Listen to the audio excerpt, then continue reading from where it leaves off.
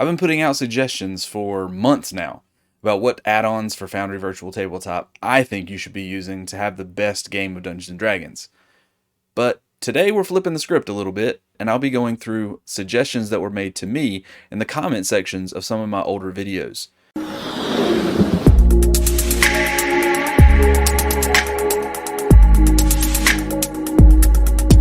If you're new here, I'm Josh, and this is Copper Dragon Games, where we talk about, well, all that stuff that just popped up in the intro clip that you just saw. Yeah, so there's that. Specifically, today we're talking about Foundry Virtual Tabletop add-ons that were suggested to me by commenters in my previous videos. If you're into Foundry Virtual Tabletop and you want to have the best experience, you can check out the resource video that I have linked above. And don't forget to subscribe because I've got a lot more Foundry Virtual Tabletop content on the way. So let's jump right into today's collection of Foundry Virtual Tabletop add-ons. Alright, so before we get too far into this, I do want to point out that we're using a map from Heroic Maps to showcase these particular add-ons today. We also have a token from the Forgotten Adventures set that comes with Foundry, and we have a ghost token, which is animated, that actually comes from Devon Knight's work. So we'll be using these, and maybe a few more, we'll see how it goes, but focusing on these to show off the different add-ons we're covering today. The first two suggested add-ons that we cover today will be from Live for Films. Live for Films actually suggested 3 add-ons, but we're only going to focus on the first and third one that were suggested in that comment. Thandal's Toggleable Effects, that's hard to say. Thandal's Toggleable Effects is one that I'm going to be saving for a future video, but in this one we'll talk about Torchlight and Polyglot. Torchlight I absolutely love because it reminds me a little bit of Token Magic Effects, which is one of my favorite add-ons. I've done a separate video just on Token Magic Effects, and I've mentioned it in other collections of add-ons. It adds quick and easy token animations to the game, which is awesome. And Torchlight does a very similar thing, except instead of saving all of those animated effects in the macros, you can just right-click the token. And once you've right-clicked your token, you see that you have these 3 little extra icons that you can click over here, and each one has its own effect. So if I click on Torch, for example, I get a torchlight. If I click on the lantern, I get a similar lantern light. If I click on the light spell, I get a glow here as if the light spell had been cast on this character. I find this really useful for human characters, or the other handful of races that don't have dark vision, because you're always wanting to add a light source to that character. They can't just run around in the dark all the time. And this is a really quick and easy way to attach a light source to your character without having to go through the trouble of having to set it up with something like Token Attacher, which is also an awesome add-on, but one that has kind of a learning curve, whereas this has basically no learning curve at all. You just turn it on and click a button and it works. But what might be the best thing about Torchlight is that instead of just an animated effect like you find in Token Magic Effects, the lighting that you see around the token is an actual light source. So if I take this human character, for example, and drop him in an area of the map that has no lighting, like say here, you can see he, just like normal, can't see anything beyond his space. But if I cast the light spell on him, then this area is illuminated, it interacts with Fog of War, and so even if I turn it off, he still gets the little faded version of the map where the player's still aware of the terrain even though they can't see what's currently going on there because they don't have vision. But the second add-on that Live for Films suggested for us is called Polyglot, and it's actually not one of my personal favorites because it kind of encourages your players to use the chat box more than they use their voices sometimes. And that's not really the kind of game I want to play. I want my players to be chatting the whole time rather than having to play like AOL Instant Messenger, for those of you who are old enough to know what that is. It is really cool, though, if you're looking for a way to communicate information with only part of the group based on what languages the characters know. So if you have, for example, a dragon talking to your party in Draconic, but only 2 of the 5 players know Draconic, then instead of doing that voice for them, you could actually just type in what the dragon was saying, and only the players whose characters knew Draconic would be able to see the text as written. Everybody else would get a bunch of gobbledygook and not be able to understand it unless another player translated. In practice, I would rather just say it out loud, and just let players know and let them roleplay what their characters know and what they don't. However, it may sound like I'm poo-pooing on this add-on. I don't actually think it's bad. It's just not my style. One of the really cool things about this add-on is I feel like the Foundry community just kind of rolls all over every other virtual tabletop, and this is one of those cases where this is a feature that people tout as one of the cool things in Fantasy Grounds, and having access to this add-on is kind of like the Foundry Virtual Tabletop community saying, yeah, okay, but anything you can do, we can do better. And here we are. So for the sake of putting all that on the table, let me show you how this works. When you have this add-on enabled, it adds a little language drop-down menu to your chat log, and you get to choose what language you are going to communicate with when you write something in the chat log.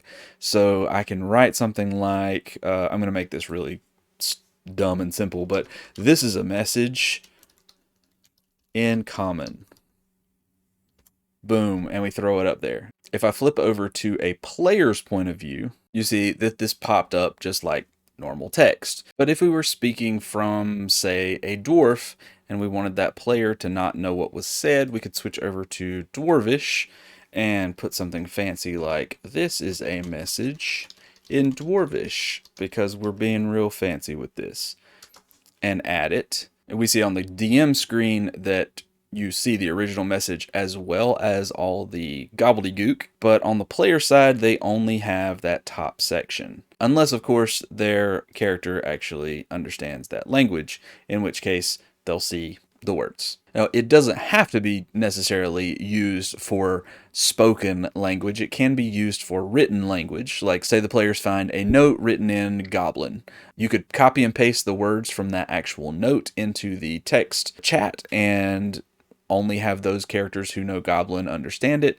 But overall, I think it's more of just like a flavorful perk rather than something that's really necessary for your game. But if you like that kind of thing, then it's pretty awesome. Next up, we have a suggestion from David Wall. In one of my videos where I talked about GM Screen, David pointed out that Monster Blocks works really well in tandem with it. So Monster Blocks is an add-on that changes the way your character sheets look for any character sheets that you switch over to that format. If you're using Foundry, then you're probably used to this setup. With a character sheet that has multiple tabs here with different information on each one. Once you get used to it, it's pretty easy to use, but if you are new to the system, or if you just prefer how the monster manual organizes information, then you may want to try out Monster Blocks, because Monster Blocks rearranges all this info so that you get this instead. This is formatted very similarly to the monster manual and the type of stat blocks that you're used to seeing in modules and those things. Now, David pointed out this module because of a video that I had made previously where I talked about GM Screen. And GM Screen gives you this handy little pop-up where you can save different rules or monster stat blocks or whatever it is that you think you're going to need during the game that you want at a moment's notice. I mentioned in that video that sometimes the monster stat blocks don't fit there very well. And in David's comment, he mentioned that these two add-ons actually work really well together. And I honestly don't know if I agree with him when it comes to the bigger, more dense stat blocks like what you get from a ghost. But when you're thinking about a creature with a little more of a simple stat block, something like maybe a goblin or something without so many special abilities, I can see how this would be beneficial. So I'm going to pause right here and get a more simple stat block set up in this space and see what that looks like. All right, so after a little fiddling around, I managed to get this to fit a little bit better, and I think it does, at least for the more simple stat blocks, format a little better than the default. I'm actually going to try the ghost in here. Let's make this a tall one because it'll be long. Yeah, and even with the ghost, once you put it into a longer format where you're not making use of multiple columns, it does appear to fit a little bit better than the default character sheet for this purpose. Next up, we have a suggestion from Stewart Lebert, who comes to us with a couple of suggestions here. Forien's quest log, which we are going to cover, and Loot Sheet 5e, which I'm going to save for another video. Now, Forien's quest log is pretty sweet in that it helps you track all the different missions that your players are on. If you DM for a group that continuously forgets the details of side quests or even the details of the main quest, maybe a group that doesn't take very good notes or what have you, Forien's quest log helps you save all those details in one location that is very easy to access and to track. You can find it once you've enabled it over in the Journal Entries tab, and you just go down to Quest Log. You get this little breakdown of in-progress quests, completed quests, failed quests, and inactive quests. So I threw one in here, just the retrieval of a magic wand as an example. You can put these in, give a description of the quest, put some objectives in there, some rewards, and then you can even add GM notes that your players can't see. You can choose whether to allow your players to edit the quest details or not. You can also mark the quest as personal so that it's only available to certain players. Maybe have some secret objectives that players are trying to figure out or achieve that the other players are not really aware of. It's really cool if your players are members of opposing or at least rival factions of your world. In any case, you can put all your details in here. You can even create subquests. And when you're ready, you set it as in progress. And once you set it as in progress, it moves up to the in progress tab here, and your players can see it. You can track their progress. You can note whether they've completed objectives or not. You can edit them, so on and so forth. It just helps you track all of the quest giving details of the NPCs in your world or the organizations in your world, and help your players remember what they're supposed to do next, especially if you've missed a session or it's just been a while since you've played and they need a little memory jogging before they jump into the action. Our next set of suggested add-ons comes from Brian H., who is actually a pretty frequent commenter on the channel. Brian, I appreciate you. Brian is always leaving me really thoughtful, thought-provoking comments, whether it's a suggestion or a question about why I do a certain thing the way I do. I really appreciate those comments that come in because these really in-depth comments help me grow as a creator, as a DM, and I really just appreciate the interaction with folks. Brian actually suggested multiple modules in this comment, some of which I've actually already covered in other videos, some of which I've already mentioned that I'm going to be covering in future videos, but we're going to focus on two that he pointed out that I really want to share with you today. The first one is the turn marker, which we're going to showcase as we add these folks to the combat here. And you see this glowing circle pop up under the wizard because it's the wizard's turn. This does a couple of things that I think are really important. One, it leaves that tracker there for the entirety of the turn. So throughout that player's turn or that monster's turn, anyone who's looking at the board can tell whose turn it is without having to be on the combat tracker to mouse over it. Two, when you mouse over one of your creatures in the combat tracker, it does highlight on your screen. However, it does not highlight on the other players' screens. You can use a module like ping or something like that to like point out whose turn it is, but even that goes away after a few seconds.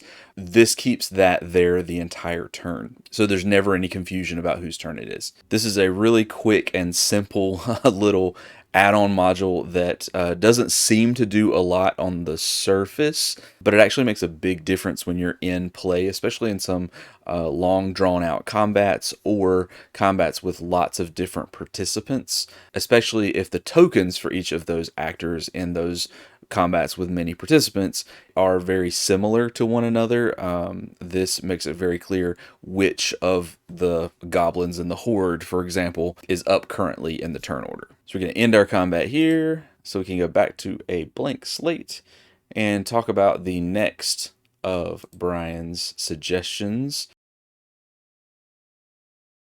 Search Anywhere is an add-on that gives your search function just a lot more power. What it allows you to do is search, well, exactly what it says it does. It allows you to search anywhere in your game. And so by default, it's actually control space.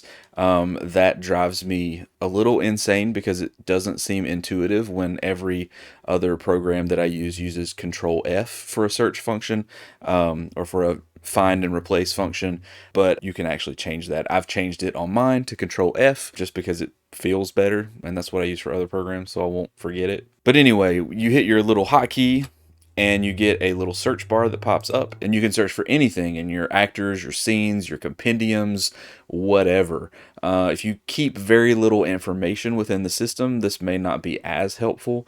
But if you have a ton of different content downloads, for example, if you downloaded tons of different map packs, like I covered in a recent video about map packs for Foundry Virtual Tabletop, but if you have lots of those type of downloads and you're not sure, like, hey, I need this temple map and I don't remember which add-on it's in, you can just search for it here and find it. You don't have to go digging through all of those. It's also really convenient if you need to look up a rule really quickly. Say you need the grappled condition, you can just throw in grappled and it'll pull up the rules there. But either way, this is a super sweet module that I would recommend for anyone who has downloaded and is using more than a handful of add-ons or content packs for the software, or for anyone who is using a rule set that has tons of rules like 5th edition, where you need to look up something quickly and you may not want to be digging through the book or opening a separate website to go searching through those rules. You can do it all right here within Foundry.